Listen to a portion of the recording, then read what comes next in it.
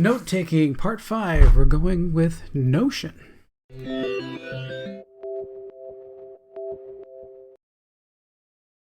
Hey there, this is Tom with Tom's Tech Show, and I've been on a journey over the years for the best, most versatile note-taking app that you can find, and trying them all out and seeing where they go, what we can do. And today we're looking at Notion. So it takes notes just like all the other apps. So they have apps for iOS and Android, so good. They have apps for Mac and Windows, desktop apps, which is good. And there's a web clipper, so that is also good. So that covers all those kind of bases. There's no native Linux app, but I can go over here to this, and this is a web browser version of the app, and that works quite well. It's pretty good. You got little pull downs. You can open up all the different little categories and folders and everything that they already have. Some basic ones here already set up, so that's nice that they give you some basic structure to start with. I would rather have a little bit of basic structure that gives you an idea of what the application can do, and then okay, that's what it does. Then you can delete the page and then start your own. I kind of prefer that rather than just like, here's a note-taking program and nothing in it. So Notion actually provides some templates, provides some things that are there.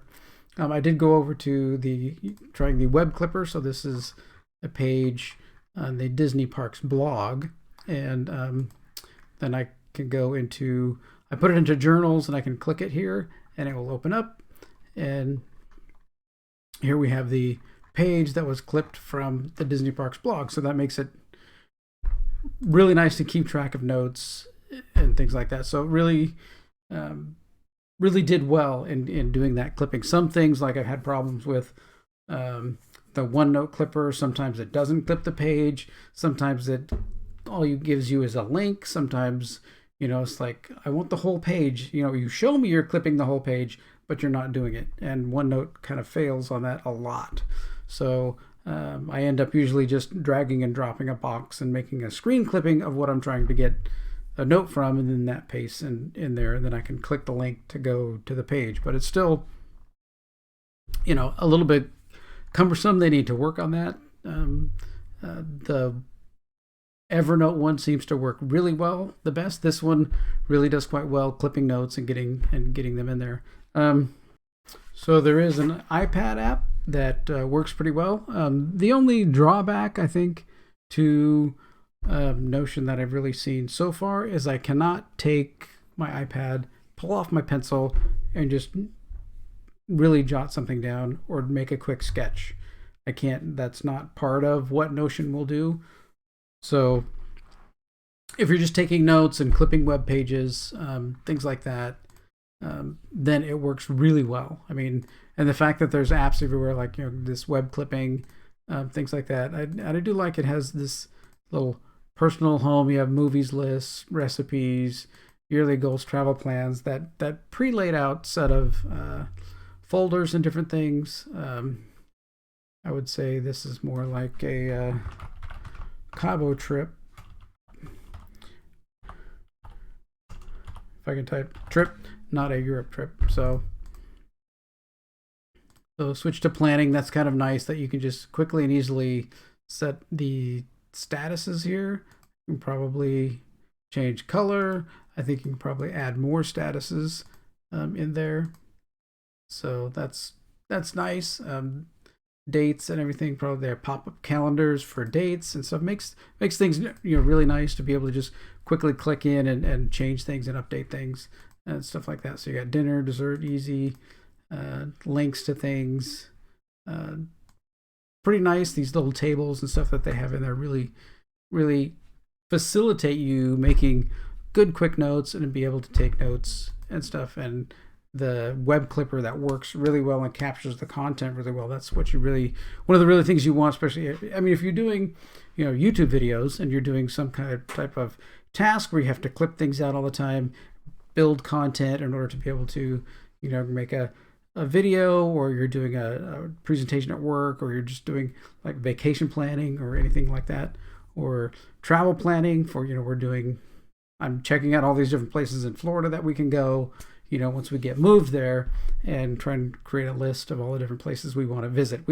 West Coast, yeah, if it's here, we've probably visited, over the past, 30, 40 years, that we've been here. So now we're going to the East Coast, and we got to go plan out where we're going to go. And something like this, making a quick list like that would work really, really well. Like I said, the only real drawback, it's on all devices. It's on phone, iPad, Windows, Mac, and you can use the web version on Linux. So that covers all of that. The add-ins, the web clippers are there for Firefox and Chrome, but there's probably no reason that they wouldn't work in the Brave browser, or Microsoft Edge. Probably work in all those. Seems pretty nice. The one thing that I always didn't like about Evernote, like severely didn't like, when you exported your notes, you had only a few options. You could dump them to some kind of generic, long, huge set of folders that were just all HTML files, and that just became completely, totally unmanageable. It wasn't searchable. You couldn't import it into anything else. It was horrible. You could export everything to their proprietary kind of ENX files, and the crazy nice thing about Notion is that it imports those Evernote files like a dream. I brought in one of my big, 10 gig Evernote files, and it chewed on it for a while, but it came in and it was fine, and it actually looked good. It was actually searchable. It was available, all those different things. So I'm kind of thinking about switching to Notion now. The cost is not too bad. So if we go to pricing, like the free version, the personal version is free. You get unlimited pages and blocks. You can sync across devices, all that kind of stuff. And the $4 a month version is unlimited file uploads, unlimited guests, and version history.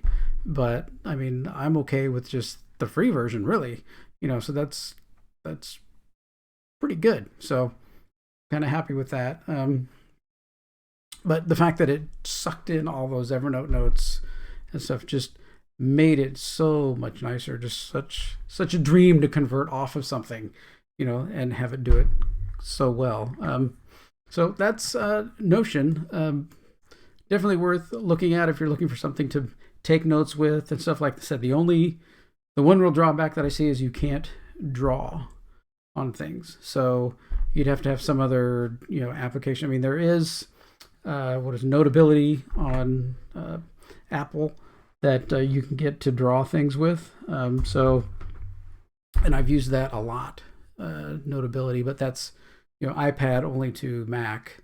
So that's where OneNote was coming in, because you could still draw on OneNote, but that web clipper is just breaking for me all the time. So anyway, so that is Notion. I think I'm actually gonna move kind of everything over there that's big right now. I mean, little tiny things I keep in Google Keep, quick notes or kind of things, but I think my big research notes and things like that I'm going to do, I'm going to put in Notion. I'm going to convert my giant Evernote file over there and kind of keep it in there and see how that works over the next couple of months. I mean, in my side time, right, among moving a data center and living and everything else, we'll see what time I have.